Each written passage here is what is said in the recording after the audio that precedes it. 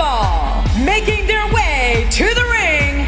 Live from the AfterBuzz TV studios, it's Making Their Way to the Ring with Lilian Garcia. Oh, wow. Oh, my gosh. Welcome, everybody, to Making Their Way to the Ring. I have waited for this moment. I am Lilian Garcia.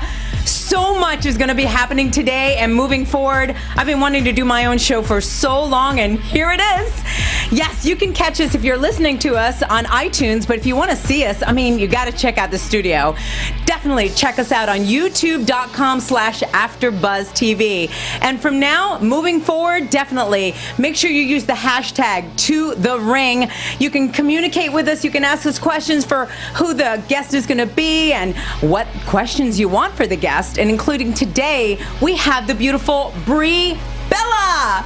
Yes. Oh my gosh. But before all of that, I want to introduce you to somebody who's so special to me. And that is the reason that I even have this show. Ladies and gentlemen, the creator of AfterBuzz TV, also the star of The Tomorrow Show.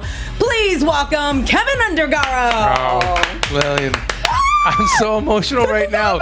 You've just made me crazy. This is happening. It's unbelievable, and I don't even think Maria could open a show like that, unscripted, so smooth and so. Oh, stop! No, I mean no, it. Maria could not. Maria Menounos is amazing.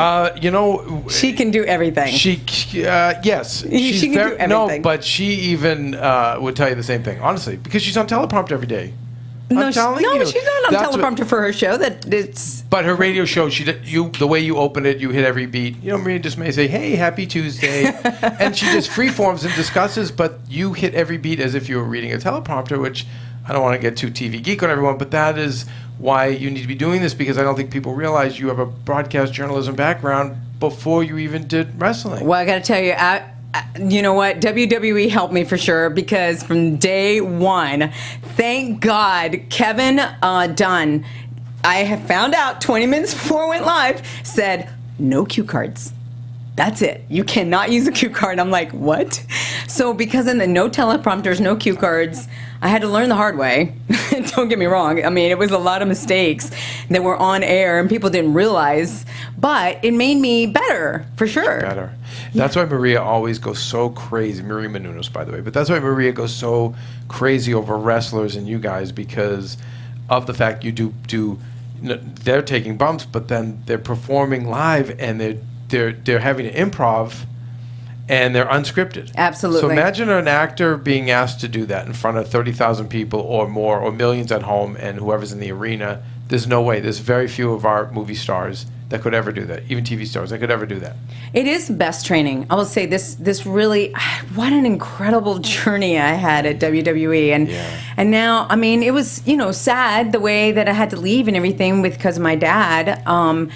But it is life. And my dad has shown me that you just, it really is. You take lemons and you make lemonade. Right. It's that simple, but it's given me this opportunity with you and Maria. I don't even want to yell. I swear to God, I'll cry. Okay, but because this is an amazing opportunity. But it's a no-brainer, okay? Because again, when you have someone like you, you have all this years' experience in the ring, and everyone backstage and all the wrestlers we know from going there for the last 11 or 12 years love you and respect you. So you already have all of these guests that will happily do your show. But then when you're considering, you actually have the broadcast journalism skill, the hosting skill.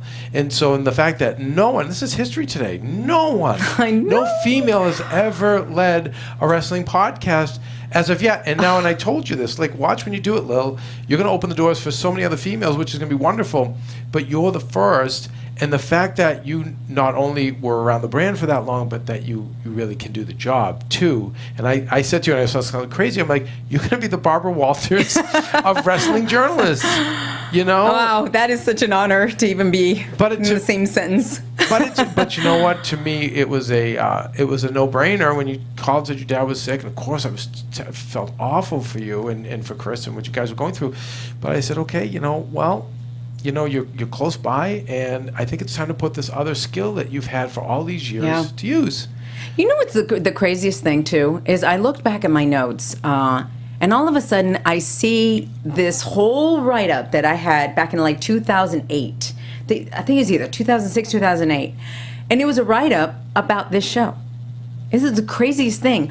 I've always wanted to do a show on the journey to the ring. I mean, and it was funny because I actually wrote it as I wanted to do it with the women. Because at the time, this is before Total Divas.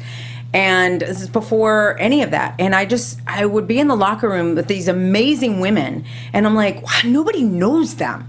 Nobody knows the power they have, the struggles that they've gone through, the whole thing. And I remember I was in the locker room with Eve Torres. I was in the locker room at the time, Alicia Fox, when Naomi was there, the Bellas were there. Like, I mean, I've been in the locker room, as you know, with Tori, Melina. With the Trish Stratuses and, you know, Mickey James and all that. But I also was, at that point when it came to my mind, was during this time. And I went, hey, how about if, for example, Eve Torres wanted to talk about why she feels like women, because we all know that she's all about self-defense and women have, you know, big, strong in self-defense.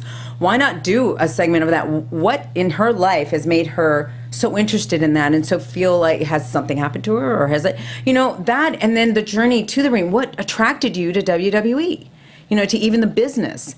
And so I felt it was really important, A, because making history today, being the first female, I really wanted to open up this podcast to the women first. Do like a month or a month and a half, I don't know. I don't even want to say how many weeks. We'll fill it out. But I really want to start with women because I remember this idea came from that. And and so when you approached me, I was like, wait, all the dots were connecting. Don't you think that's visualization too? Yes. Right? And I know because you're big into that. Absolutely. Upgrading and self-improvement. You write it out, and it's in my vision. Yeah, you write out. I mean, I'll never forget, too. For example, I did my album, My Time. It was in 2012. And I wrote in my vision that I was going to be performing in a stadium full of people my songs from my time. Because I'd already done the national anthem for the Jets game and, you know, the Cubs and all of these. And of course, WrestleMania and WWE and all. But I had never really performed my songs. And 2 weeks after I wrote that vision, the Jets called me and said, not only do we want you to do the national anthem again, but we want you to also do a 7-minute halftime show of your songs. We hear you have a new album. Kevin, right. I was like, what? I literally on the phone, I'm like, the phone is shaking, I'm crying, and I'm looking at my vision going, how is this? This is happening. And that's what I did. Okay, so what do you say to cynics who say, I do that, I write that, and it doesn't happen for me? Why does it happen for you and Maria and other people? They even say it's 80%. Like, it could be like 80%. Not every single. You don't sit there and go, I want $1 million, and then, you know, you have to still work for it. I still had to do an album to have that opportunity. You know what I mean? I was still working with my vocal coach, all of that. So when the call came, and by the way, and still working. Were you WWE at that time? Or no? Oh yeah, yeah. Oh yeah. So As a matter of fact, I performed it on 2012, the year right before we did WrestleMania at MetLife. So here I am. I'm out there performing it, seeing on the stadium where it says MetLife, and I'm like, oh my gosh, I'm in the middle of the ring or in the middle of this arena or stadium, singing a 7-minute halftime show with the cheerleaders. All the cheerleaders, they learned a routine to it. And I said, and next March, I'm going to be in here again in the same spot in the middle of the ring announcing WrestleMania. I mean, it was just so surreal. And I also feel you've been such a great company woman, too, for the brand. And I feel like, and I've told you this before, I just feel the McMahons and the family loves you. I feel like there's such deep sentiment there. And I know you have it for them as well. I do. I have it for them as well. But again, you earned that. You just get that by smiling. You know, I think. You know, my mom always taught me something that really has hit home every day. No matter where you are and no matter what happens to you, don't ever burn your bridges. And no reason for me to burn a bridge at WWE but I just learned that. So, I mean, everybody can have something if they wanted to nitpick or be upset or whatever at work. But I have had such an amazing ride in these 15 years, and I thank them so much for that. And no matter where I go, even if it wouldn't have turned out well, I still would just not burn a bridge and just speak highly of them because I have. What do you get by I don't know. the other the other, except for just like getting it off your chest. I'm like, if you want to get it off your chest, go get it off your chest with your neighbor or with your sister or your brother or your family or something like that. But to do it publicly, I don't know. I just never seen where you get with that. What you get with that. I don't think you have that sentiment. Yeah, I think it's just not in me. It's not in you. But I'm excited because I'm excited to hear more about. I mean, I geek on all these podcasts. I listen to Stone Cold. I listen to Jericho. Yes, they're all great. I listen to Ric Flair's. I of course listen to X-Pac's, and now I'll be listening to yours. I literally listen to them all. But my favorite are the interviews because I do like hearing about the journeys, and I like to hear. We all love that stuff. The journeys, the behind the scenes. Yeah, and it's also very interesting to get it from people who've been there with them and understand it. Mm-hmm. So it's interesting with you because I think Stone Cold's really worked hard to become a broadcast journalist. Absolutely. Typical Stone Cold. I was on his. It was great. Right? I was like, wow, you've done your research. Yes. He was on the money. Yes. Yeah. But with you, it's going to be interesting to have someone who's had the experiences with these people on the road, but at the same time does have the journalistic chops to really give us a compelling, revealing interview. Well, I thank you for that. And that's exactly why I wanted to do the show, because I have gotten to know these superstars that are just amazing, super amazing humans. And I've gotten to know them backstage in a one-on-one setting that not everybody gets that opportunity. And I'm thinking, gosh, if people would know your story or got to know this side of you or something, to me, it connects the fans even more to them and makes them cheer for their character more, you know? And you should have seen. So this morning, I went ahead and did the Brie Bella interview this morning. And the reason why I did it this morning is because she was so awesome and so kind. It's her birthday today. Right. She flew in from Phoenix, Arizona to do the interview, right, on her birthday. Lilian, this is what people think of you. That's why I told you when you do this, crazy. wait till you see that everyone's going to support you in this. That's amazing. By the way, you can't get any more red hot than Brie because she's one of the number one people on E! Next to the Kardashians.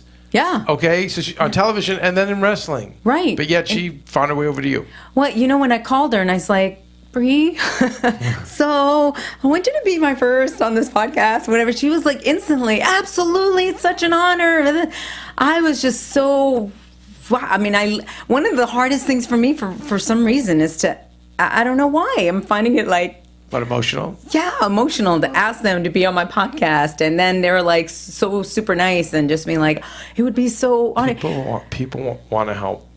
Yeah. You have to let people. And I'm in a very vulnerable state in my life right now too. Yeah. I think that's the thing. I'm very emotional.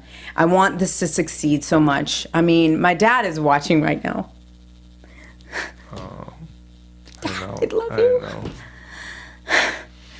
And just to give everybody an update, like he's fighting so hard. He's fighting so hard, and he's doing, really well. He's doing, Dad, you're amazing. And we decorated our place. We have this tree up. We have a tree up in his room. We have, and it's just, he's just like, when can I see it? When can I see it? Like every week he's been asking me, so when, tell me, so here it is. It's today. And Dad, I just want to say thank you because you're an amazing human being. You're an amazing dad. And just, it was the best thing has been to let go of the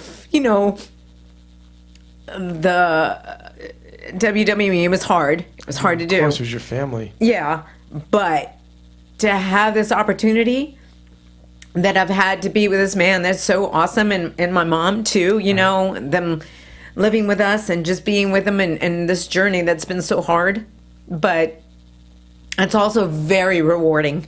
If anybody's in this position, I tell you, don't think twice about it and just spend time with your family because that's what really matters. Of course, I have no Kleenex. I know. That's what I'm saying. Can we fly in? You guys, I'm sorry. No, it's okay. Well, we're actually going to bring in the news because we've got Christy Olson that's going to be doing the news now for these podcasts. And she's going to be bringing you like the up-to-date kind of things. And like I said, my whole tagline on everything is this whole podcast to me is going to be real, raw, and inspiring. And I'm raw right now. Yeah, you are. But I'm being real. And this is the things that go on in life. It's just the reality of things. But this is the next chapter. And again, I thank you so much for this opportunity. And can't wait for you guys to see the interview with Brie Bella. You won't want to miss it because she really was real, raw, and inspiring as well. I think you're going to get to know her in such a different way. And that's what the whole goal of the show is. So I thank you guys for tuning in for sure. I welcome you to the podcast. And now we're going to be bringing Christy Olsen in for the latest on the wrestling news. What's up, party people? Roxy Stryer here from The Tomorrow Show with Kevin Undergaro. We're your twice-weekly broadcast of one man's midlife crisis and the mad millennials in Star Trek uniforms that follow him. And I'm one of those millennials, Lauren LaGrasso here. We've had some amazing guests like Russell Simmons, Ileana Douglas, and Craig Gass. Coolio, right? Christian Blatt in the house to tell you to go to thetomorrowshow.com to check us out. We're live every Monday and Thursday from 10 to midnight Eastern. That's thetomorrowshow.com. Be there or be square, whatever that means. Welcome back. This is your Making Their Way to the Ring news. Lots of reasons to celebrate today. In addition to our exclusive interview with Brie Bella, it's also she and Nikki's 33rd birthday, and E is helping them celebrate by announcing that Total Bellas has been picked up for season 2. Yay! This is so exciting. Fans loved the first go-around with nearly 1 million people watching the season finale. I loved it. My only complaint about Total Bellas season 1 was that it was only 6 episodes long, but fear not. Season 2 has an 8-episode order, so there will be plenty of Total Bellas to go around, and this season will actually see Nikki and John moving in with Brie and Brian in Phoenix to help with Brie's pregnancy. So a very interesting premise on this one. Can't wait to see it, and I can't wait to hear what she has to say about it today in your interview, Lilian. Oh my gosh. Seriously, first of all, happy birthday to the twins. Yay! It's so awesome. I'm so happy that I got to, steal Brie for a minute. And by the way, speaking of that, remember I told you that when I'm looking forward to this show is actually learning so much about him? So my entire career at WWE, I always announced him from Scottsdale, Arizona. Even in the package, you'll see where I say born in Scottsdale, Arizona, and then in my interview, I find out she was born in San Diego. Oh! So, but then I find out why they weren't hailed from San Diego, which is pretty interesting to Luchando, which, by the way, airs tomorrow. And that's my other podcast in Spanish. And it all ties into who my guest is for tomorrow. So, but congratulations to them. I think it's amazing. And, it's going to be interesting to see Nikki and John living in Arizona in that type of house. No, and as much as I love wrestling, I just get excited for anyone who can have a great run in wrestling and then transition out to another profession where they're using their fame and not taking bumps. So I'm excited that these guys have not only the other show, but a show of their own. It's good Absolutely. stuff.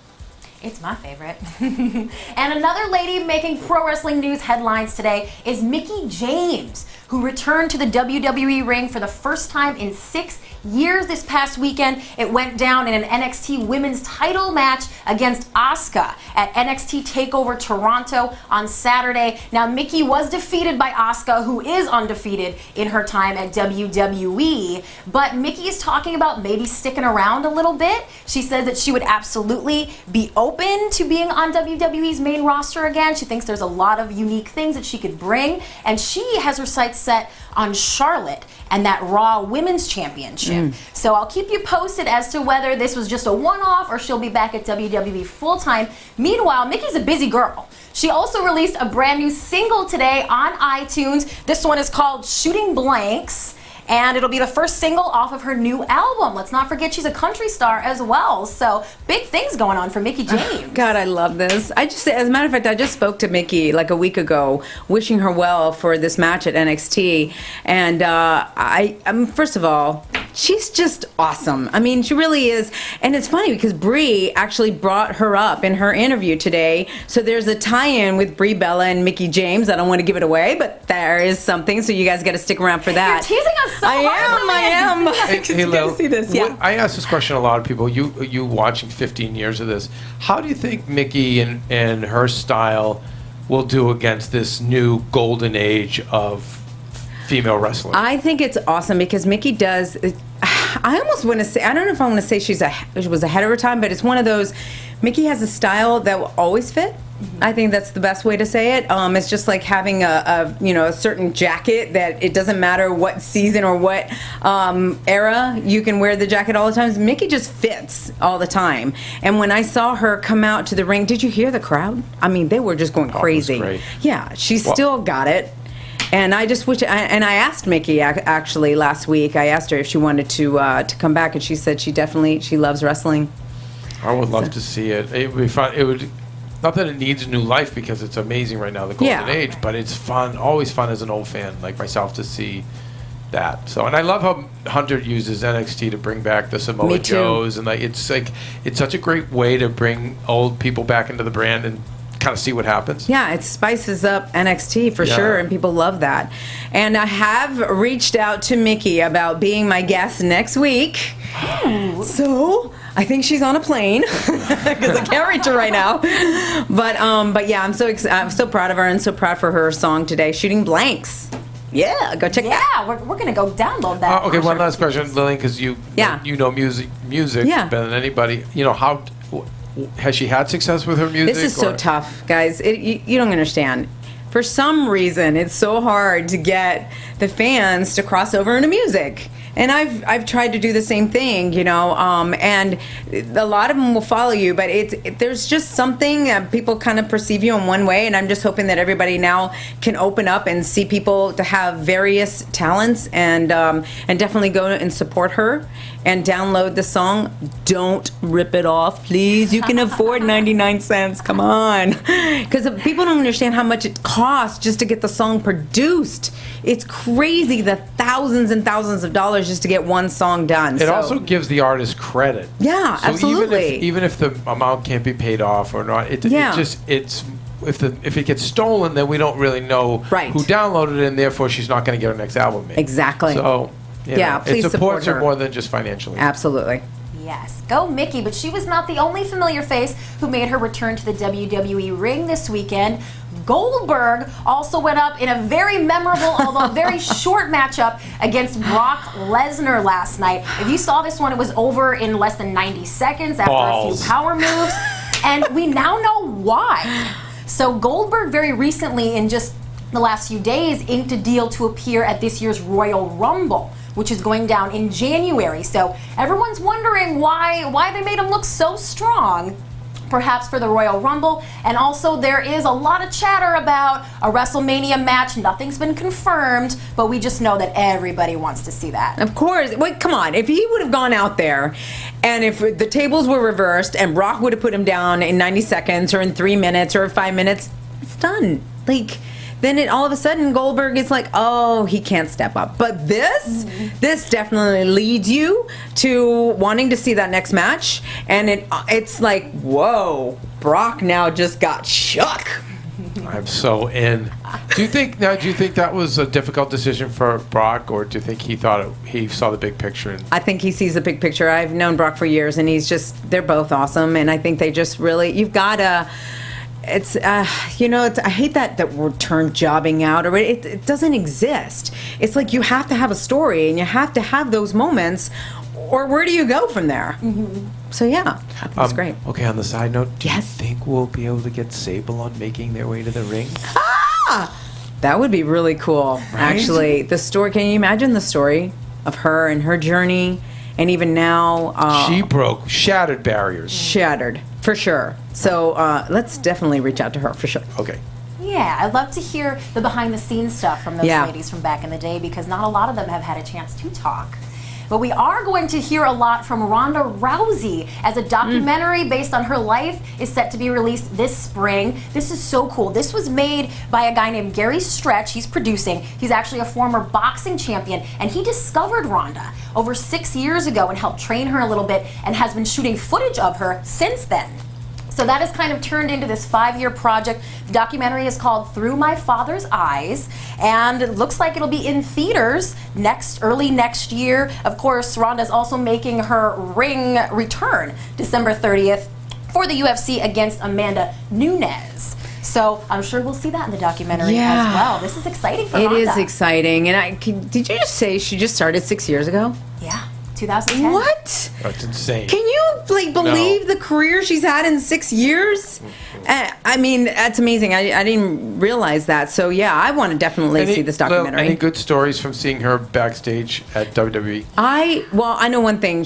Anytime she came around, she was just eyes like this, like she's just glowing. The whole thing that she was doing at WrestleMania, I mean, she was there. She's present. She's excited. The 4 horsewomen was sitting in the front row at one of the events. They're just so into it. So I love the cross between both and just how they can appreciate this sport for what it is, for sure.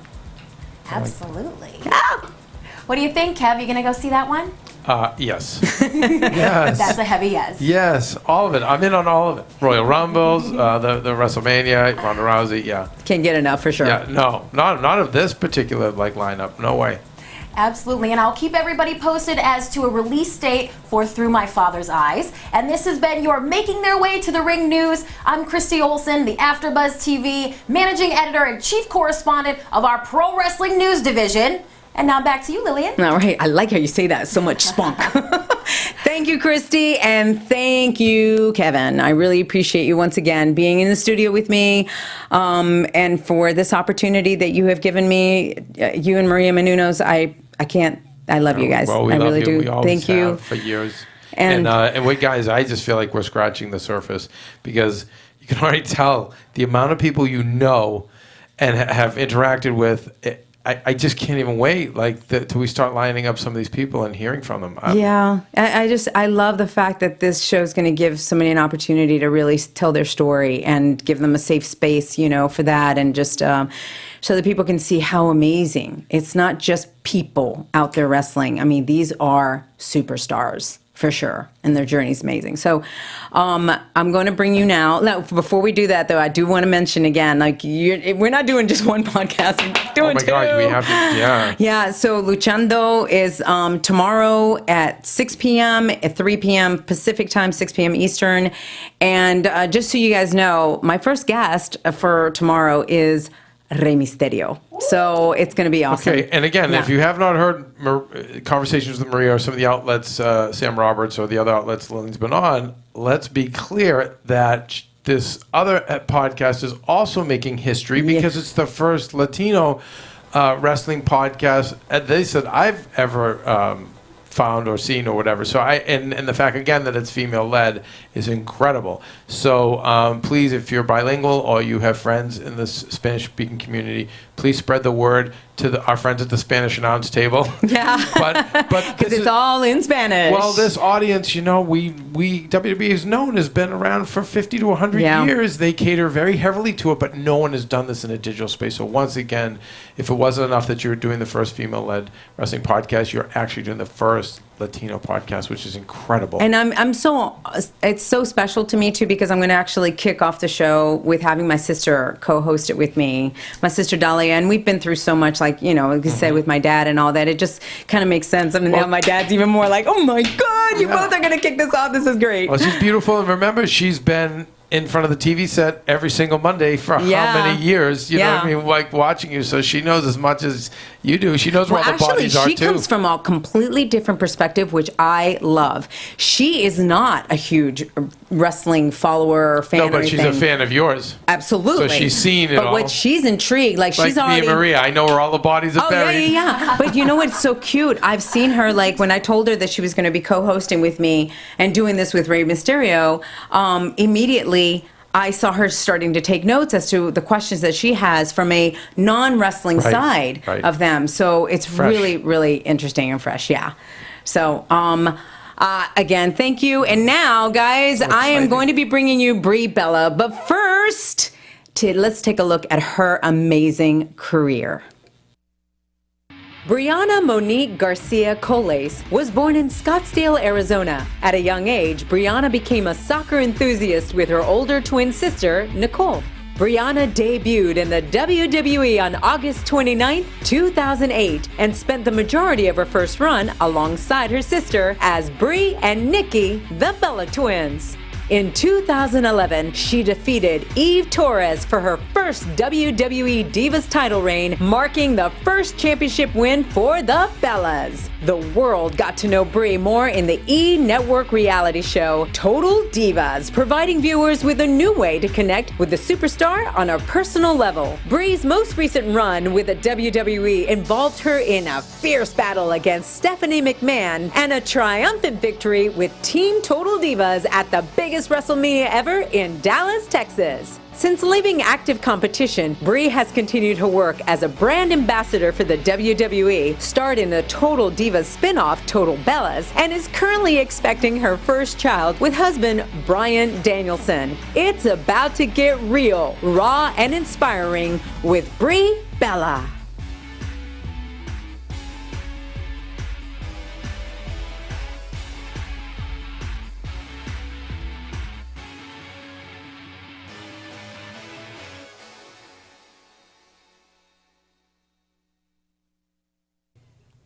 Well, there you have it. Wow, Brie Bella, and here she is in the studio. Hello. I love that, by the way. It's kind of fun to go back in time. Isn't it? Gosh. How does it feel? You know, it's crazy because I feel so young at heart and that my career is still growing.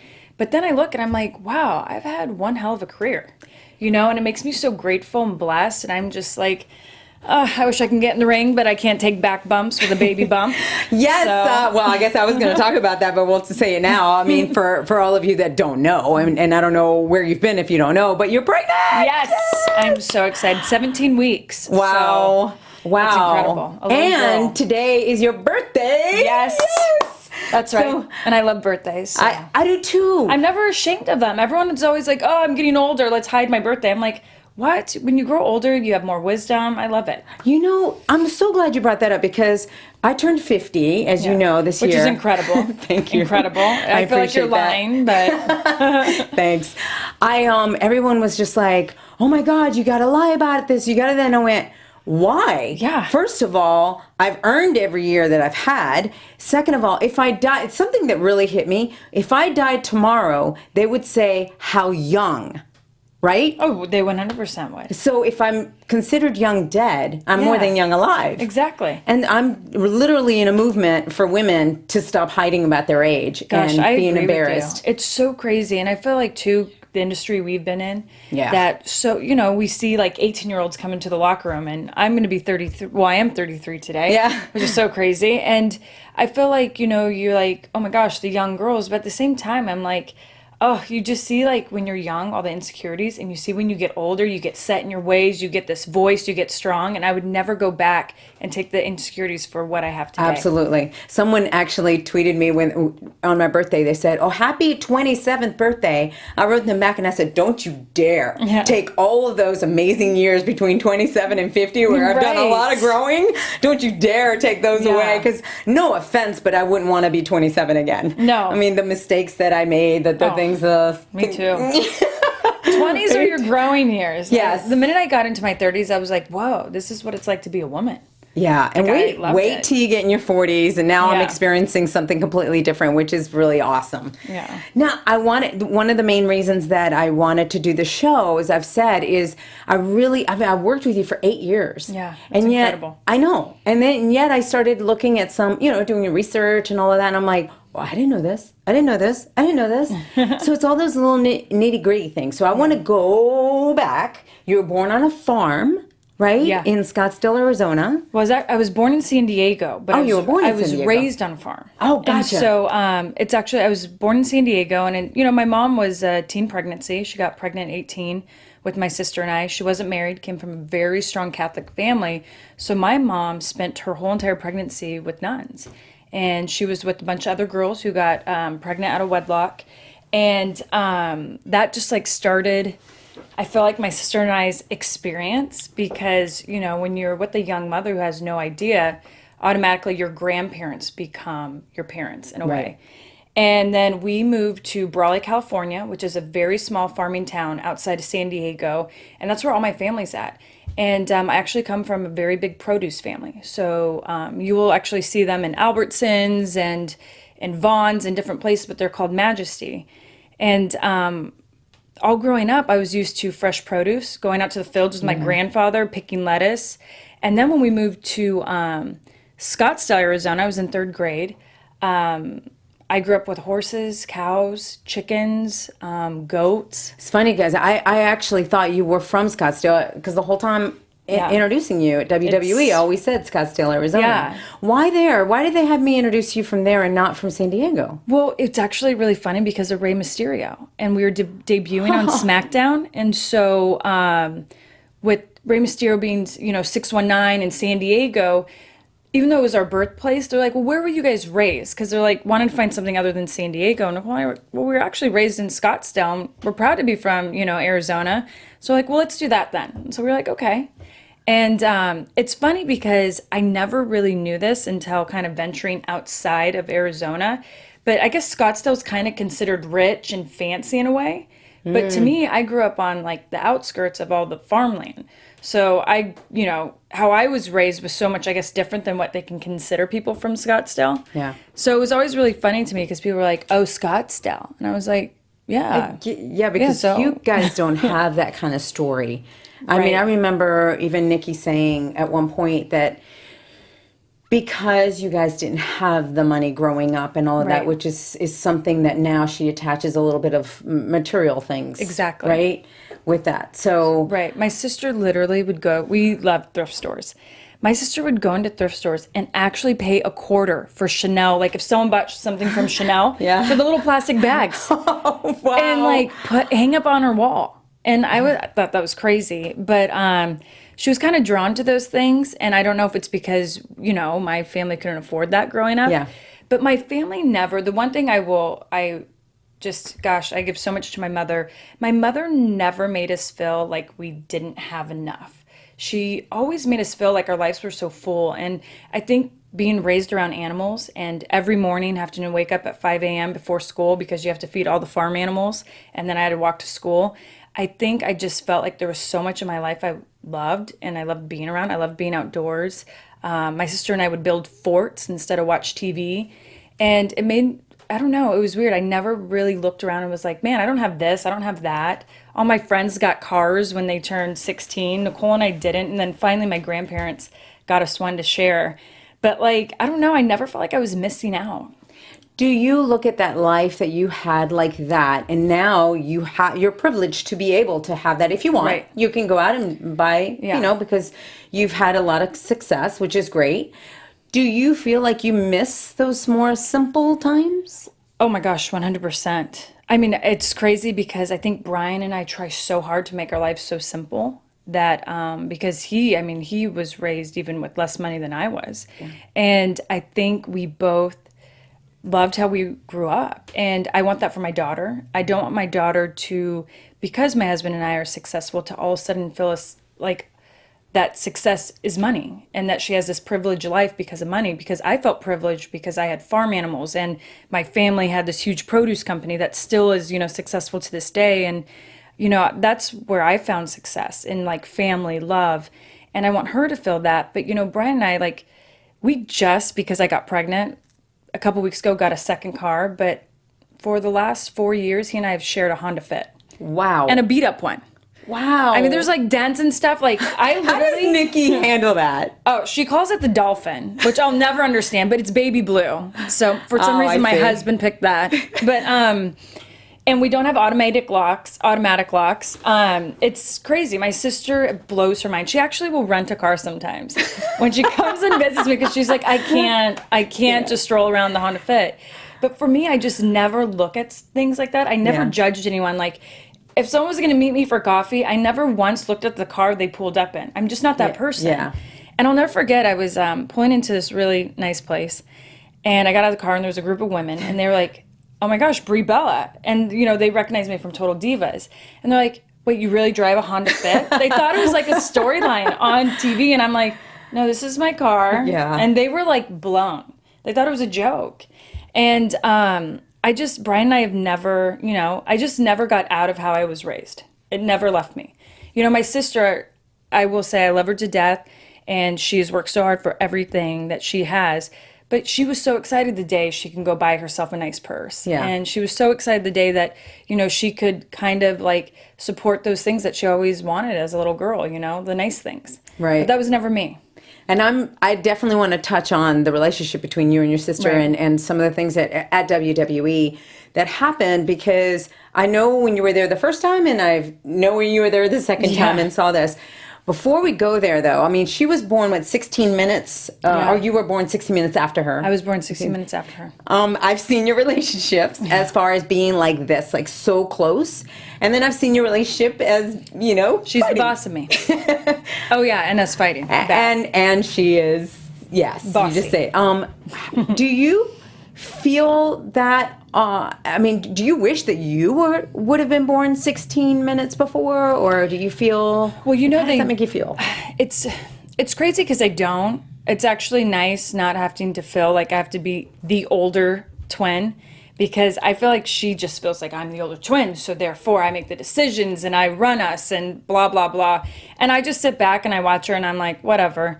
So I guess maybe it's a lot off my shoulders and I don't realize how much is on her shoulders. It's true. So Well, she's put that on her shoulders, really. And I was considered a miracle baby because we're identical twins, but she's like, you'll never let this go. And I'm like, of course not.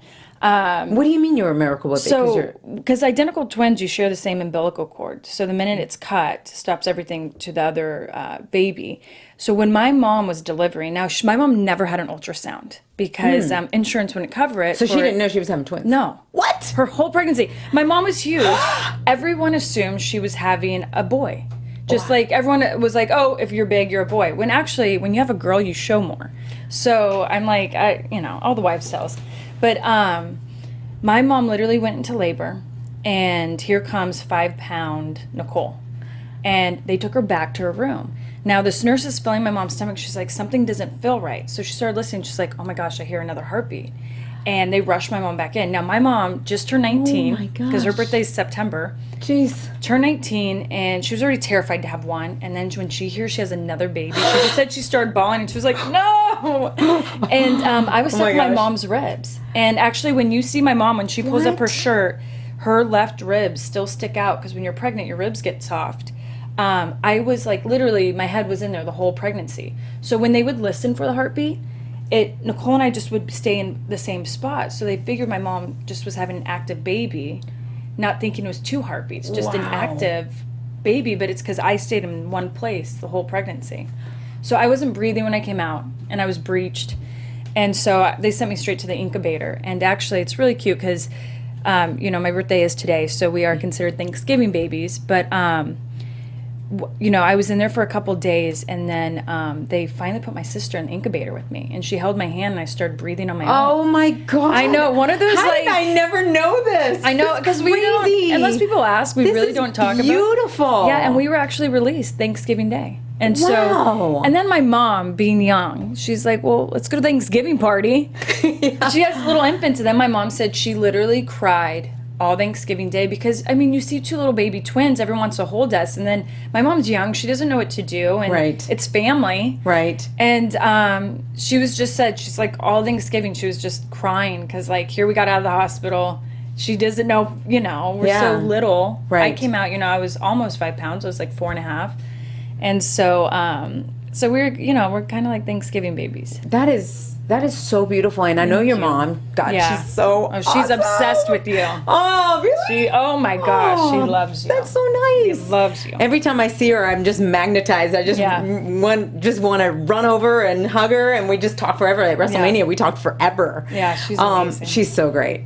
But I know that maybe crying, and this is a message, I think, to anybody who is having a child at such a young age that is like, oh my God, what has happened? What is happening?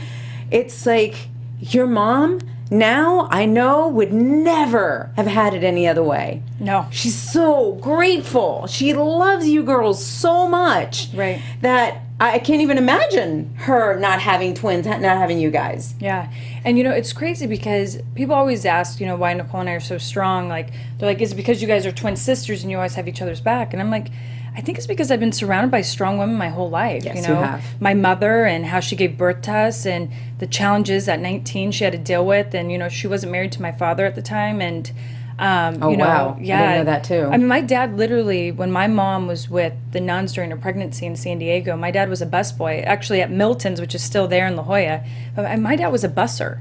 And they both were like trying to be like, how do we make this work? I mean, he was 19, or he was 18 then, turned 19, and but they found a way to make it work. But it's their strength and, my grandparents' strength.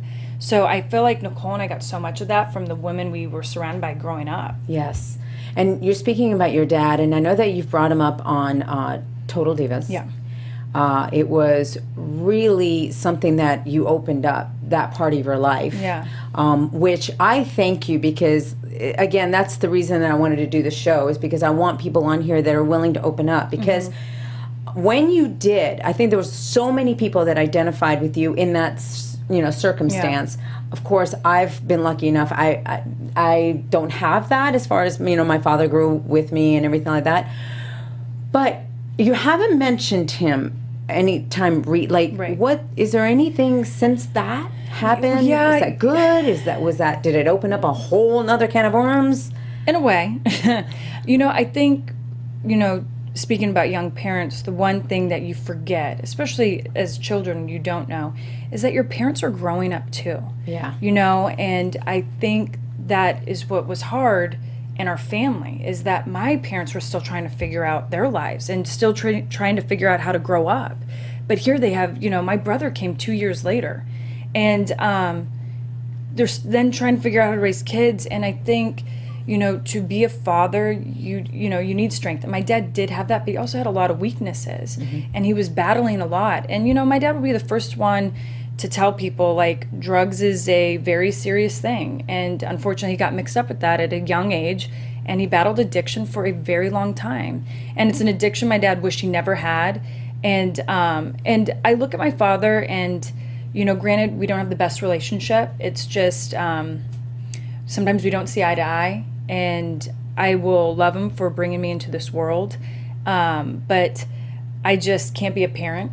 I have to worry about my own family, and I can't be his parent. And the one thing I like is that my dad's very honest. Like, my dad's like, hey, like, this is who I am. Like, only God can judge me. And he got that tatted on his back. He was like, really? Yeah, just to be Wow. like, because I know people will judge me, but only he's the one in the end who can judge me. That's but true. I'm trying to do the best I can. And, my dad's 52, and he'll still tell you, like, I'm still growing up and trying to figure it out. And so, but that, I think as a kid growing up with that, it was hard because I wanted someone like, like my mom. I wanted strength. I wanted a parent. I wanted them to tell me how to be and do things.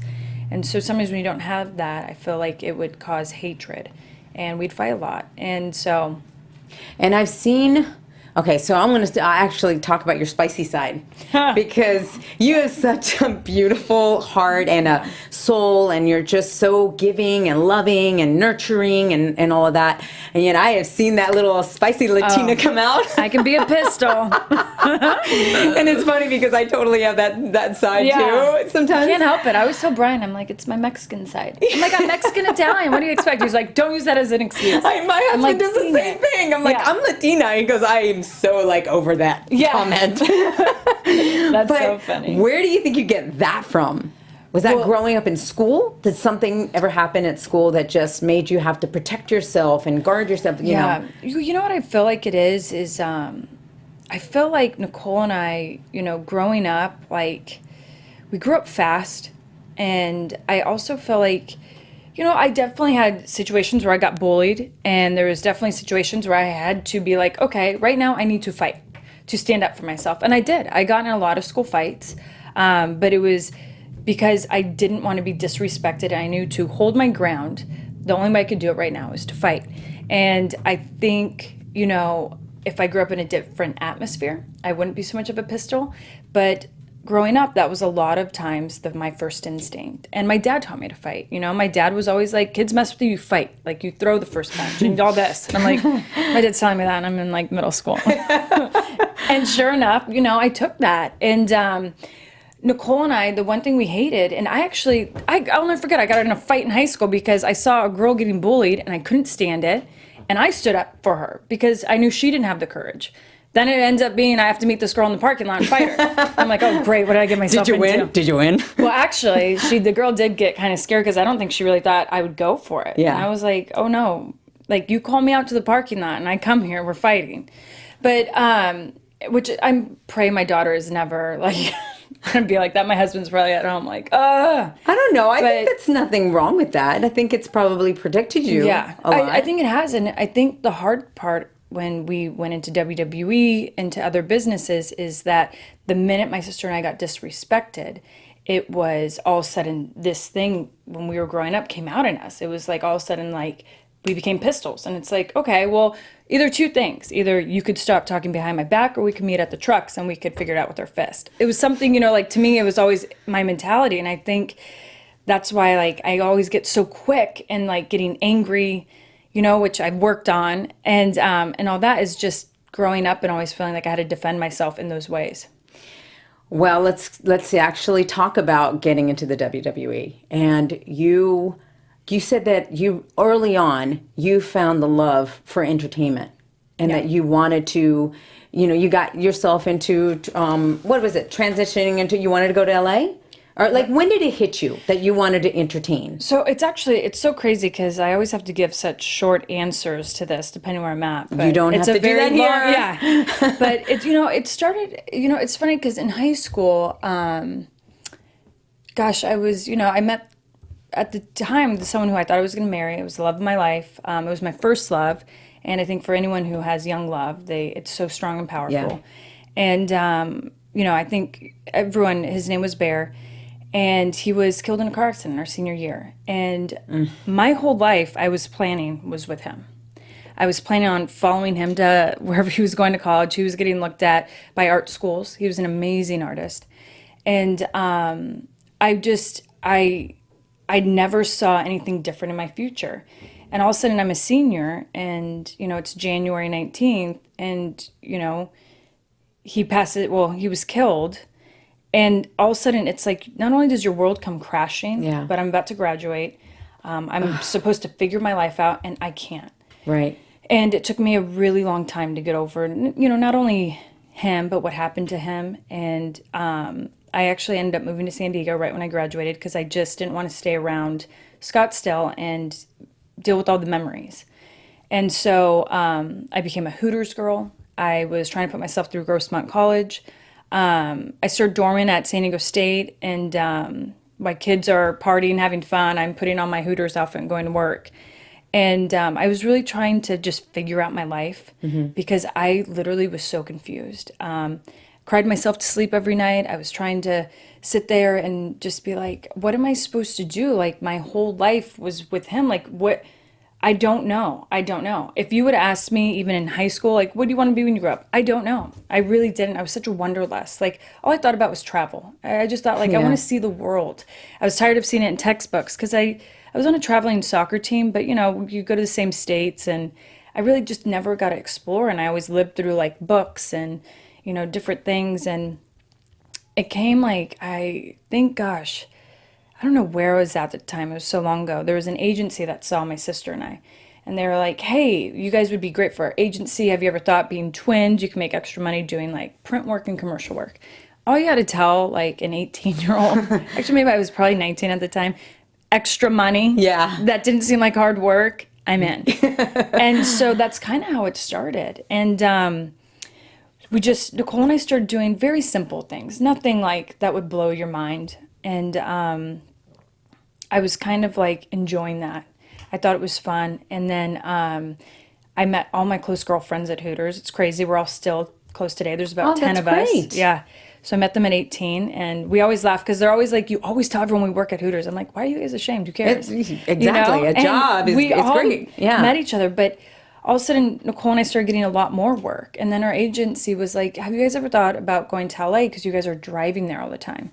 And I kind of was like, shit, I am like kind of, not that I was sick of San Diego, but I'm like, I could do something else. Right. And so Nicole and I and two of our other girlfriends were like, let's just go. And we just went. And I actually started working for like an independent music company. Really? Yeah. Doing what? I was doing like marketing for them, like trying to get their music into like colleges was kind of like my specialty. Wow. Something I never did. Yeah. And it was actually like, it was really therapeutic for me. I started feeling like I was able to move on and start exploring, and that was something I wasn't doing. I felt like I was kind of living in a cave a little bit and going with the motions because I was so sad. And it was like the minute I moved to LA, it was almost like life started changing, and it was incredible. And I worked for the music company, and then they ended up having to close their doors, and I had such a great experience there. So then I went back to waitressing and doing whatever, you know, my agent would get me. And I'll never forget that when I saw actually WWE, because Hooters, we always showed the pay-per-views. Oh, right. Yeah, and not that it was my favorite day, because everyone would come in and sit 3 hours and have curly fries and a soda. And give you a $5 tip. Yeah, I was like, oh gosh. Damn it. But I would watch. Pay-per-view day. Yeah, Damn it. because, you know, our tables behold. would be... Years later, you're like, yay, it's I pay-per-view know, day. exactly. It's so funny. But, you know, because our tables would be sitting there for 3 hours, so I'd watch. And there was some stuff I was blown away by. Like, there was, you know, a couple times where I saw girls kissing. I was like, oh, that's interesting. Oh, God, I was there. Yeah. But Christy Hemme tried to kiss me one time. I was really? like, what's going on? What's going on right now? yeah, but Yeah. I'll never forget watching the girls wrestle. Yeah. And I'll never forget Mickie James, actually. She was one of the ones who really stood out to me. We're going to have her on the show. Oh, As a matter really? of fact, Oh, that's yeah, amazing. She's awesome. And I was kind of like watching, and I was thinking to myself, like, whoa, like, this is incredible. And I actually started really getting into it. Now, what kills me at times is I think one thing that hardcore wrestling fans do is they put an age on when you should be a fan. Yeah. And I don't believe that. Right. You know, they kind of feel like you should be raised in wrestling, or you should be 5 years old and be a fan. Well, I grew up on a farm, so TV didn't exist. And actually, Right. the only TV I did watch is like my sister and I would sneak and watch like Dynasty. I remember that. Oh my God, we loved Dynasty. My mom too. like never understood because she's like, "You guys are so young," and we're like, "Dynasty." Like, I love it. but it was like late night. Like if we ever like, you know, like my childhood was weird. I didn't listen to New Kids on the Block. All my friends had their posters. I was like into Aerosmith and whatever my parents had, Oh, country awesome. music, George Yeah. Strait, and like, so it was just we had a weird childhood.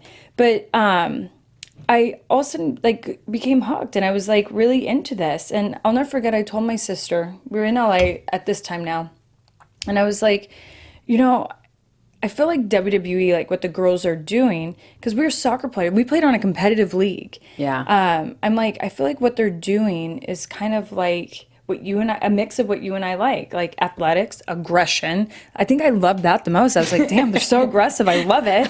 I can get my Latina on. Yeah, exactly. I can really decompress in that Yes. ring. And then they were entertaining. And, you know, my sister and I, because we were doing all that small work, we loved it. Like, we did get hooked. And, you know, it's so funny because I will never understand when people get bashed for loving entertainment. Especially if you're a wrestler and you're like, oh, I love entertainment. People are like, oh, see, look at, like, she's here for the wrong reasons. It's like, no, what we do in the ring is entertainment. It is. Like, Absolutely. to create a character and tell a story and to go out there and do it and get the reaction that you're hoping for, maybe you're not hoping for. Yeah. But to get all that, like, it's fun. It's Yes. like almost like you have to pinch yourself and be like, is this my job, really? Yeah, I know. You know? And even some Yeah. of the gigs Nicole and I would get paid to do, we were like, and how much, you know, money we could make. We were like, yeah, right. This is crazy. This is fun. Like, this is shouldn't be allowed. Right. Like, this shouldn't be called a job. Right. And my sister was actually on her way to play pro soccer in Italy. And I just asked her, I was like, because she left LA. She couldn't handle LA. She was like, no, that's not me. And That surprises me. I Yeah, don't know so- why. That surprises me. yeah, she, after the independent music place closed. And she worked there too? Yeah. Oh, okay. She went back and she was Uh-huh. like, not for me. She started working for Quicksilver, and then she made a comeback. Now, my sister broke her leg, so she was out of soccer for a while. That's why, like, when you see her with the cane in that one picture, she actually had two knees. I think was that when she broke her leg? 'Cause she also had two knee surgeries. Oh, I think that gosh. was when she broke her leg in half. And it took her a couple years, but she wanted to make a comeback to college ball. And so she went back, worked for Quicksilver, signed back up for college, made the soccer team. She became MVP of Southern California that year of having soccer. Had one hell of a comeback, and then wanted to play pro soccer. And then the women's league here in the United States closed. It was when, like, we got all the hype. And then all of a sudden, they could not get people to come to the events. So the teams kind of went bankrupt. So the United States soccer for women on a professional level closed. And then Nicole's soccer coach was like, why don't you go play in Italy? I have contacts. And so she was going to go play pro soccer in Italy. And I literally, I literally told her, and I'll never forget, I called her and I was like, hey, there's this thing called Diva Search. I'm like, they're looking for... I remember this was 2006. Yeah, they were looking for professional women to play soccer, to wrestle. Right. We should go. And Nicole's like, I don't know, Brie, like, I'm really set on going to Italy and playing pro soccer. And I'm like, just please give me a chance. And Nicole, I am not kidding you. I think this is really meant for us. And I had not since... I can't even tell you I think that was my first time in my life when I connected to something and felt like I had to do it. Yes. Other than that, high school, I cruised with it. I did soccer. Really got over soccer because I think I played club at such a young age. It took over my life and I didn't like that. And then, when Bear passed, I was so numb to life. Right. How long did it take you after Bear passed to really at be least you again? At least 2 years. 2 years. Okay. And I'm a natural, very natural person. I don't take anything, and I knew I had to feel the pain to get over it. Yeah. And I felt the pain very strongly for 2 years, and it was very hard. I wish that on no young person ever, because I didn't really have the strength to deal with it. I mean, I was lucky with my faith. But you did have the strength because you did get through it. That's true. So don't say you didn't. And I'm sure that you learned a lot from that experience. I mean, we So all much. think, well, I don't want to go through this. Like right now, I don't want to really be going through this with my father. Yeah. But I'm learning a lot along the way, and there's a lot of Right. silver linings. So I agree. It makes you who you are. It definitely does. And it made me actually never be sad over any breakups after that, because I was like, Yeah. hey, you're breathing and you're living and we're both enjoying life, so That's sorry, true. I can't cry over you. There you go. And I think it actually gave me strength because, I'll go back to, Diva Search really after I say this part, but people on Total Divas, always the producers in Total Bellas would be like, you never cry. And I'm like, I don't. And they're like, no, like you can get emotional, but you really don't cry. And they're, people I think saw me really cry the first time in Total Bellas over Brian's depression. Yeah. I was very overwhelmed. But I'm like, I think I've shedded so many tears in my 20s that you just get to a place where you're just like, this is life. Like you got to roll with it. And like, we live, we die, and everything in between. It's what you make of it. And I think I grew such thick skin through Bear. And then what I'll tell you here soon. But so my sister and she agreed to do Diva Search. So we went to Diva Search. We literally wore bandanas. We made shirts that said Breezy for Sheezy, Nicole for Show. And like, I'll never forget. I would have hired you right there on the spot. I just know. with that. Well, I'll never forget. We walked up and Nicole looked at me because it was at the Four Seasons. So we were like, whoa, fancy. Yeah. And then it looked like a bunch of go-go dancers. And Nicole and I actually thought we were at the wrong place. Seriously. I mean, girls in high heels and skimpy stuff. Yeah. And like, Nicole and I were like, oh no, this isn't it. And then they're like, oh, WWE Diva Search. And we're like, yeah. And she looked at me and she goes, I'm leaving. And I'm like, no, wait, let's just see. And actually, in line, who was also dressed like us, was Layla. Layla was right behind us. And as we were talking, and I'll never forget, because Layla's like, yeah, it sucks because Miami Heat won, and I'm a cheerleader for them, but I'm missing their parade this week. Oh, wow. To be here. Wow. And I was like, wow, that's crazy because, it's a big deal, right? Yeah. And even if you're a cheerleader, you're still part of the team. Of course. So she missed that to be there.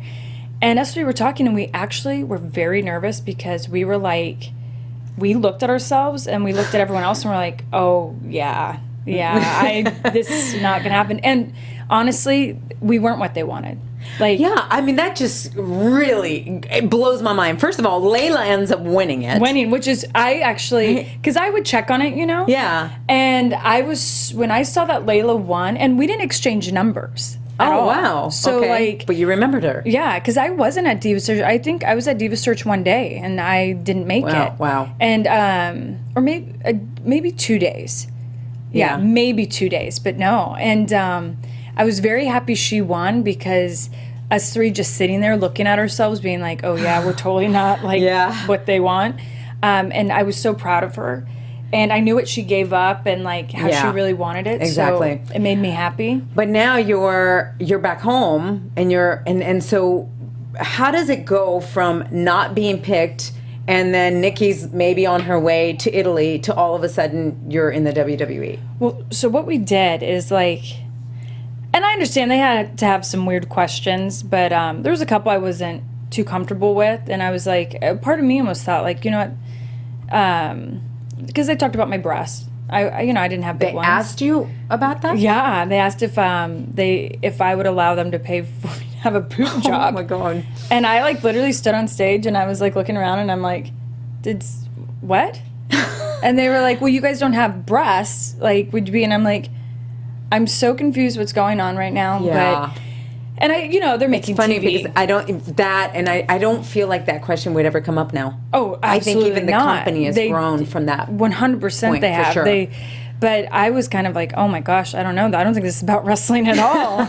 And then we found out we didn't make it. They just like, you guys aren't what we're looking for. And to be honest, we don't know what to do with twins. And because they were kind of like, would you have a spot? Would you be separate? And Nicole and I at the time were like, I was thinking, looking around, like, I don't fit in. Like, I was never like this sexy girl. I never had this oozing sex appeal. And I was always kind of hippie-ish and very natural. So, like, I looked around and I was like, I'm not this. I don't even know how to do this. Yeah, you're like the sexy tomboy. Yeah. Which is really cool. Yeah, and that's like my Fans sister and I. love that, yeah. But we pulled KP aside. And we were like, but we want to wrestle. And then KP is Kristen Prouty, who is producer, one of the producers of Total Divas. And she actually... the Diva Search. Yeah, and she's the one for my whole career. I give her so much credit. She's amazing. Yeah. She's amazing. It's awesome because she pushed hard for Nicole and I. Like, she really found us, pushed hard for us, because she saw something in Nicole and I that we didn't even see. Like, she saw the first day. Like, it's crazy. And she was spot on. She was. Spot on. So we're like, we really do want to wrestle. And they're like, you guys want to wrestle? So they're like, well, we'll give you an audition in Deep South in McDonough, Georgia. So Nicole and I are like, okay.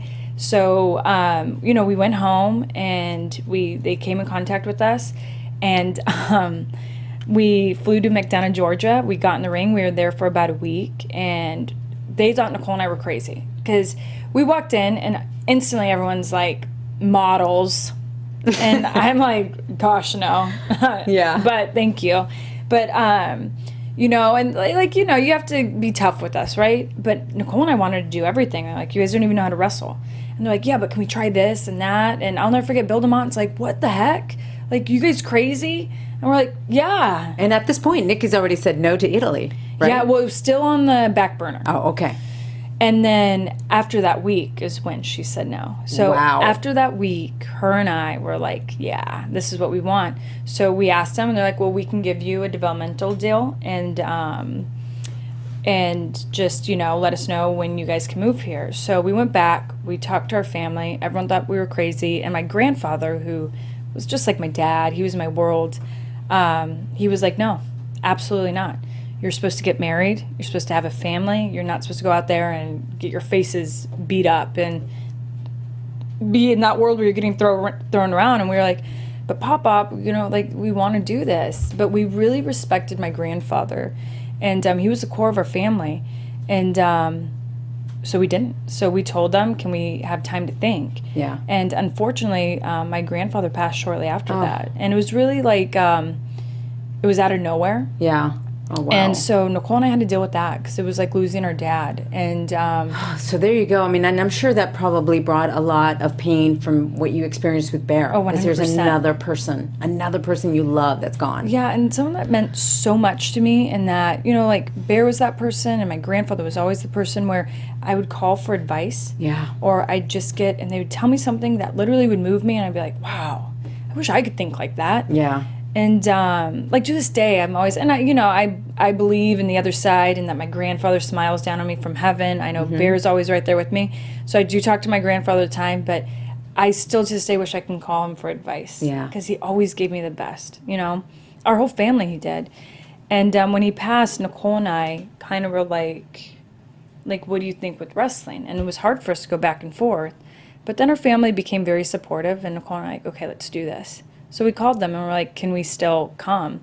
And they're like, well, we're closing down Deep South, but we're going to open up Florida Championship Wrestling in Tampa. And we're like, okay, cool. We've never been to Tampa. So now you're moving to Tampa. So we literally packed up our car and we just drove to Tampa, Florida to join FCW. How long was that? Were you there at FCW? I was there a year. A year. And did you live in Tampa that whole time? Uh-huh. Okay. And how long did you have to live in Tampa even after you went to WWE? Because they keep you there for a while. So they definitely do, except I was put in a weird situation because of my boyfriend at the time.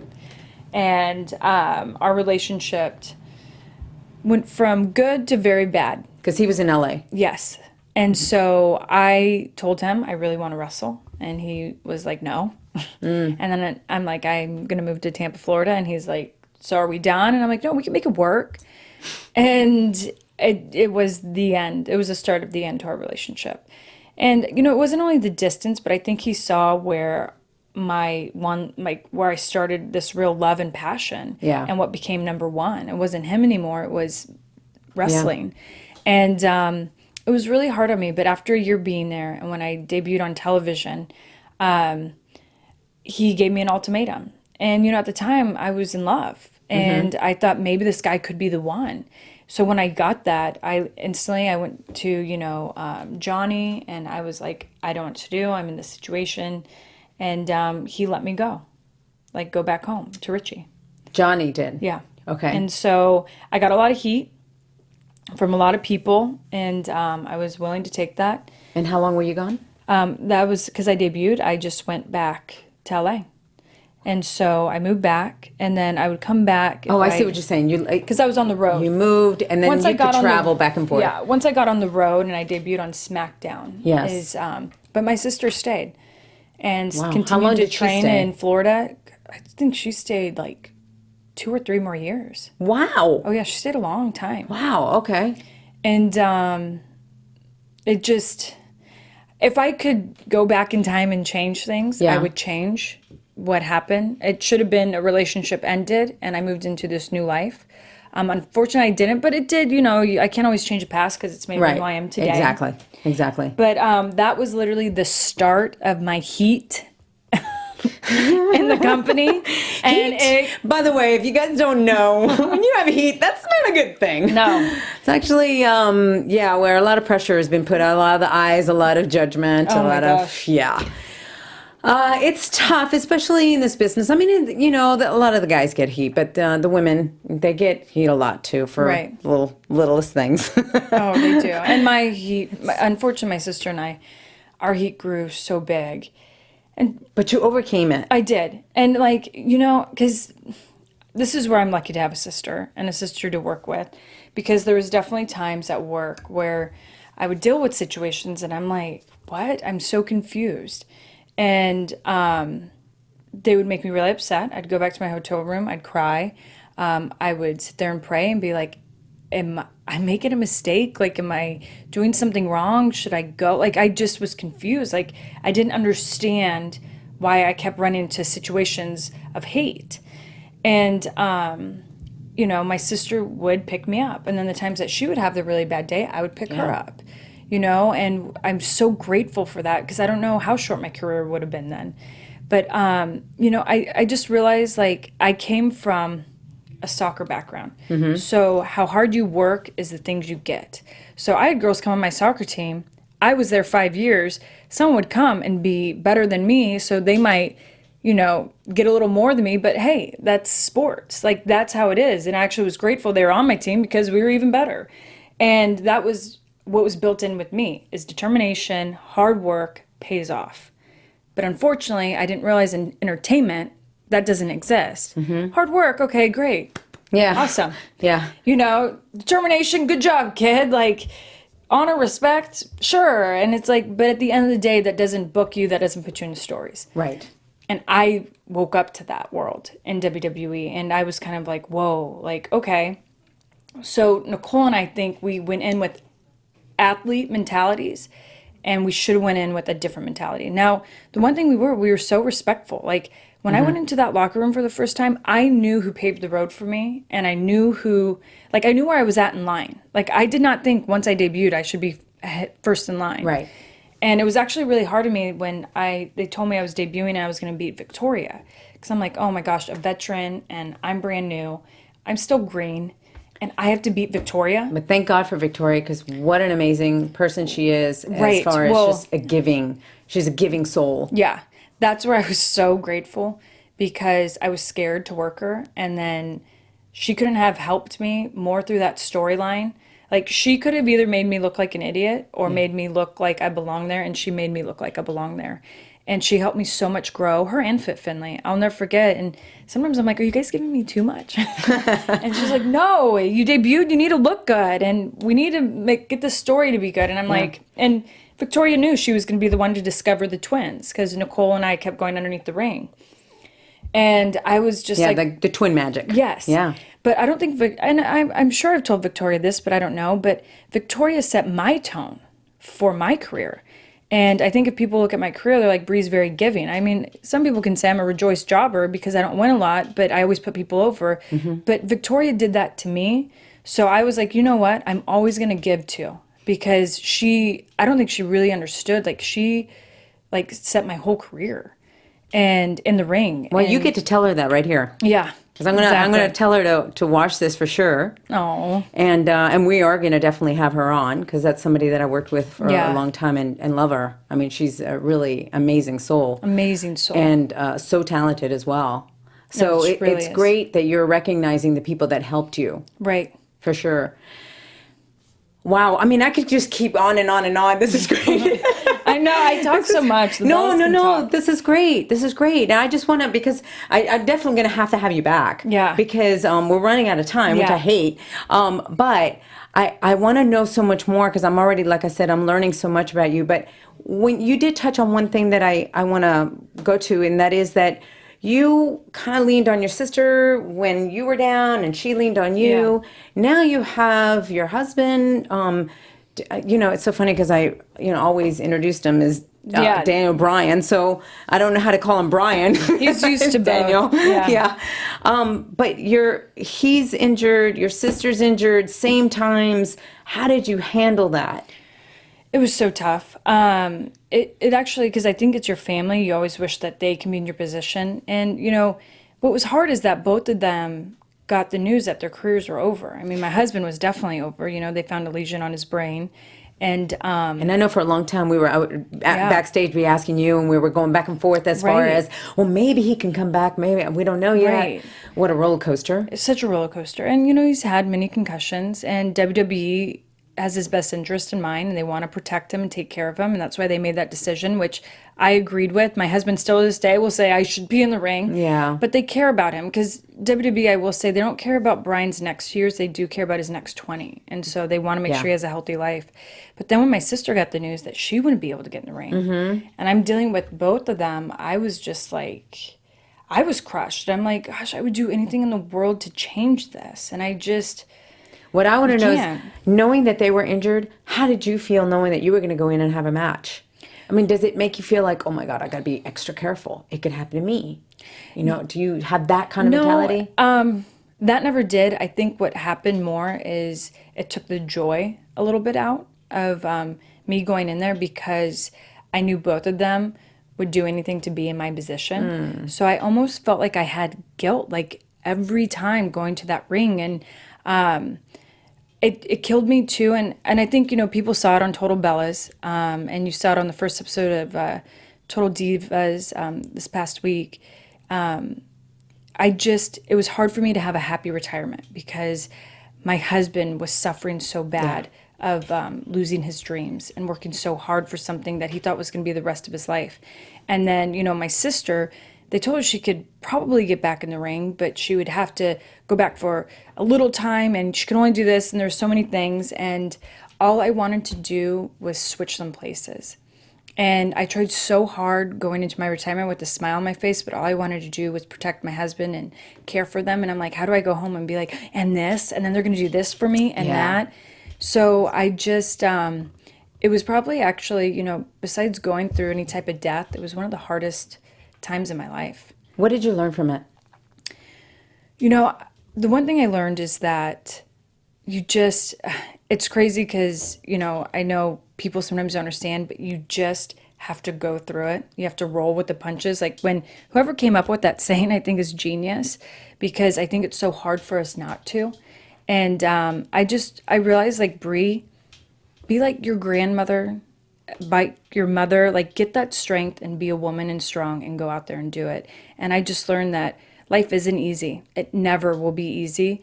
And it's what you make out of it. And so Brian and I both, we decided one day, like, you know what, we're not going to let this bring us down. Like, what can we do to make this a positive, situation? That's why Brian decided to air his depression on television. Yeah, I was wondering about that because you guys were very, very open about that. I mean, Right. You're really letting people in. Yeah, and we didn't, Lives. at first we said no.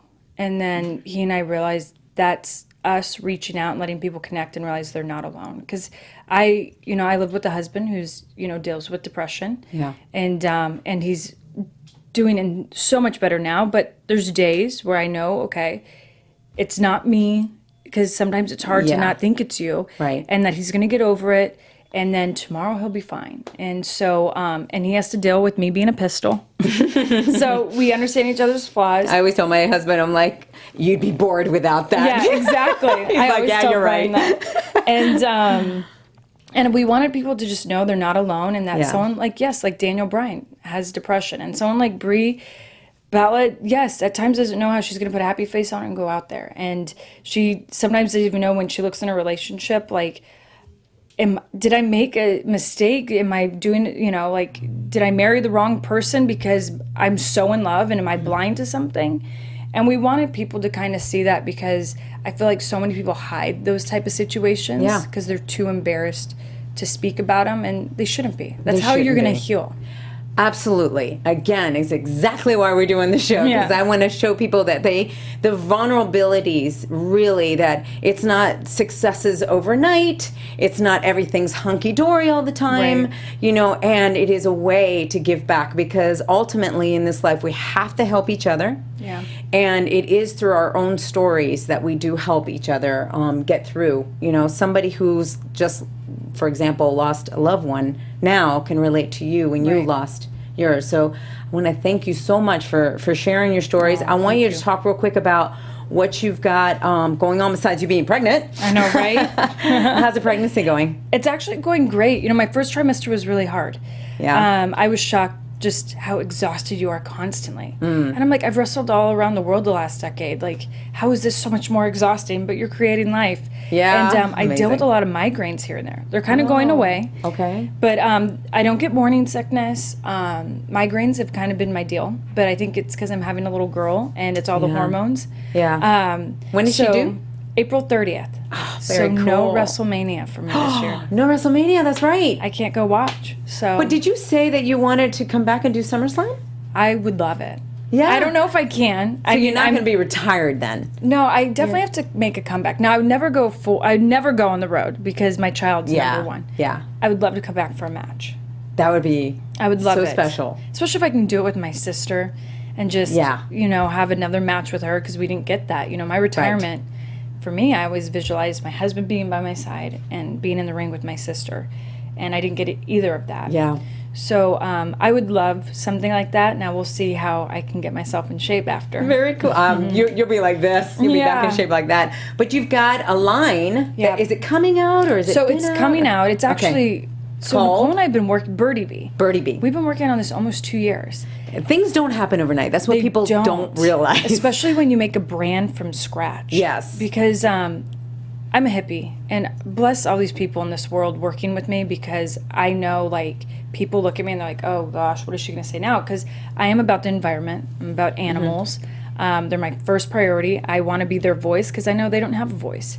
So that's what I want to take in my brand. And unfortunately, we were working with Damon John for a little bit, and he and I couldn't see eye to eye, because I care where it's made, where it comes from, what it's doing to the environment. Like, I need all these, That's great, because it's true to who you are. Yeah. Right. And, I care about the fabrics, and I'm all about, the closest materials we have to our body should be the best materials. Yeah, when you amen. see, you know? Yeah. And I don't find that many underwear that care like that. So that's Yeah. what Birdie will be.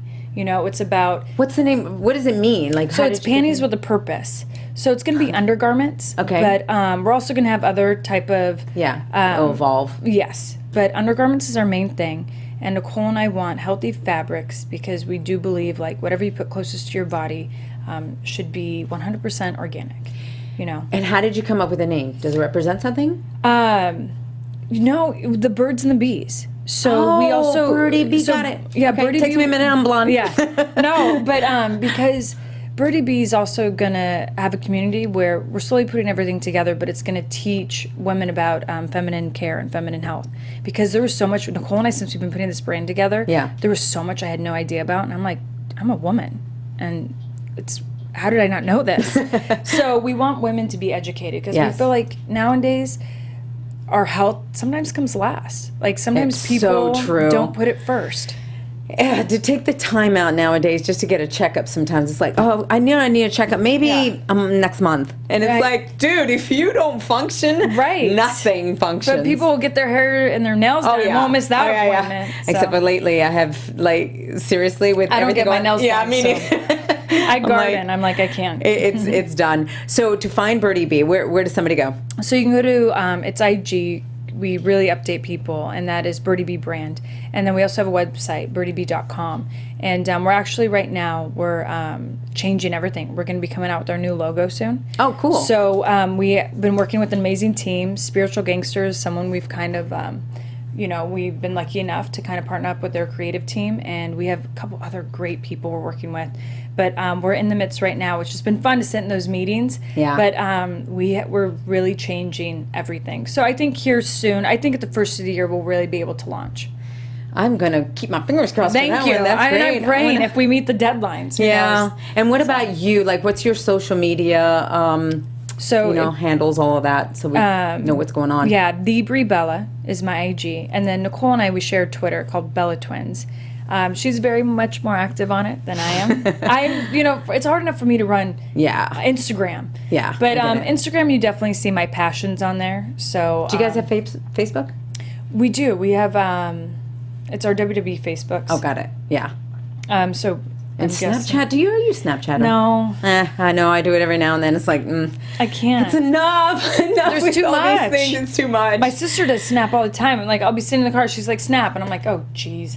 I'm like, okay, fine. But, like, Yeah. Instagram is good enough. And, like, Twitter I get on, Yeah. you know? But Instagram is my baby and the only thing I really put my energy fully into. Well, like I said, I'm so excited that you were here. You were my first guest. I know, thank you. That's such an honor. Yeah, thank you for saying that. And It's such an honor. it really has meant so much to me that you're my first guest because I know that you have such a great story and just women empowerment and all that. And I really wanted to start with a lot of the women from WWE, from TNA, from the wrestling world. We're making history right now. Yeah, I don't we know are. if you know that. We really are, which I love. I mean, I am the first person from the first female from pro wrestling that is launched her podcast. That's so and to have you amazing. share that with me is so I know. special. It really is. And like I said, for like a month or so, I'm not even going to put a date. I don't know. We're going to feel it out. We're going to have women on here every week to launch this, to help launch this. I love that. And Love that. your birthday, I had a little something. No! Yes! You did? Yes! Oh my I want you to gosh, open that no. because I know I've gotten to know you through the years. I love that. We were in Peru together. I was just gonna say this reminds me of when we went out. Cool. I love that. It Oh made my me think gosh. of you instantly. Mwah. You were so No, sweet. you're so sweet for My first birthday And gift I know that today. you love red. I do. So Red and black. yeah, The Bella colors. Bella colors. We actually. Oh my God, we could literally. I'm gonna have to have you on here because we gotta because we gotta talk about the stories of Peru. Oh my we went to gosh, the yeah. catacombs. How amazing were those? Oh my God! Wait till you guys hear about that. All right, so Oh. you're going to come back, right? I will come back, and then I can go in more detail with where I'm at now. in my life. Yes, It's just yes. It's been a long journey now for the I know. Bella twins. People think that things happen overnight, Oh, and they they don't. They don't. How you got into this business, in WWE, I saw your struggles. Yeah. Trust me, the Bella Twins have had their struggles. Oh my gosh. But you've overcome. I mean, think about it. Out of all the people that won the Diva Search and all of I that, know. boom, you guys just rose to the top. Well, I think my sister and I, our biggest thing that we always told each other, we'll never be victims, we'll always be survivors. When you're a survivor, you can accomplish anything. So I love that's that. what we go forward I'm going with. to leave it with that for sure. I love that. All right, guys, I want to run this down. Don't forget that if you are on, you can hear the podcast on iTunes or where podcasts are available, or to see this fabulous studio and everybody that I have here, our guests, you can tune into youtube.com/AfterBuzzTV. I want to thank everybody on the staff. I mean, from Stephen Lemieux to Phil to Mark Donican to Kevin Undergaro, Marie Menounos, of course. I've got Christy Olsen. Spoke about Christy Hemme earlier. We're going to have her on the show for sure. Just really want to thank the staff because they've just been incredible launching this entire show. I couldn't have done it without any of them. You can find me on @LilianGarcia.com. And of course, that's I'm like exploring everything. @Lilian Garcia is the Twitter and Instagram. You see what I'm saying? There's just so many. And then on the website, it's LilianGarcia.com. Don't forget that I am actually launching. Guess what? I'm launching a Spanish podcast. Are you serious? Yeah, launches tomorrow. That's amazing. You know, I'm taking Tuesdays? Spanish classes. Are right you? now. Yeah. You better. Your I know. Mexican side has I need got to to be come fluent. out. So once your Spanish gets better, you need to go on to Luchando con Lilian Garcia. Oh, I love it. Yes, the name. Sounds My so first good. guest, how funny you brought him up. My very first guest is Rey Mysterio. Oh, I love Yes, Ray. I know. I miss him. I do too. I do too. So I got to tell such him a that. great man. Please you tell him I guys, say hello. I will, and I'm going to Yeah. say, guess what? You guys are from Scottsdale, Arizona, because of him being from San Ray. Diego, which Yep. I'm sure he didn't know. No, But, I don't think he did. I don't think anyone really knew that. It's so funny. So just remember, it's both shows, Monday and Tuesday. They're at 6 p.m. Eastern, 3 p.m. Pacific time. So I think I got everything. We got, just, you know what? If you go onto social media, you'll know throughout the week who my next guest will be. And we've got Thanksgiving this week. Yes. So eat a Thanksgiving, bunch of a lot of food. carbs. Yeah. Enjoy it. Watch football. Calories don't count on Thanksgiving. They don't. Not at all. I think that's it. You think I got it all? This is the first show. I'm so excited. Can you tell? I love you guys. Thank you so much, everybody. Peace, much passion, and love. See you later.